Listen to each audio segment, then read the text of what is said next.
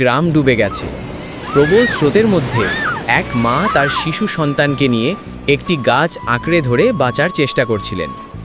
এই দৃশ্যটি পাহাড়ের ওপর থেকে দেখতে পায় একটি ছোট বানর। সে দ্রুত বন্যর পানিতে ঝাঁপিয়ে পড়ে।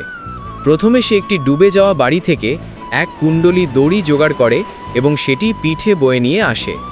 এরপর বানরটি একটি গাছের ডালে দড়ি বেঁধে সেই দড়ি ধরে ঝুলে মহিলাটির কাছে পৌঁছায়। সেখানে পৌঁছে বানরটি সাবধানে শিশুটিকে মায়ের কোল থেকে নিজের কোলে তুলে নেয় এবং দড়ি ধরে হেঁটে শিশুটিকে নিরাপদে নদীর তীরে তার বাবার কাছে পৌঁছে দেয়।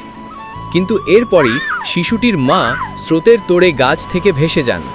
বানরটি আবার তাকে বাঁচাতে ছুটে যায়। সে একটি ছোট নৌকা খুঁজে বের করে এবং তা বেয়ে মহিলার কাছে পৌঁছায় ও তাকে নৌকায় তুলে নেয়। ভিডিও শেষে দেখা যায় বানরটি সফলভাবে মা ও শিশু দুজনকেই উদ্ধার করেছে। তারা তীরে মিলিত হয় এবং কৃতজ্ঞ গ্রামবাসীরা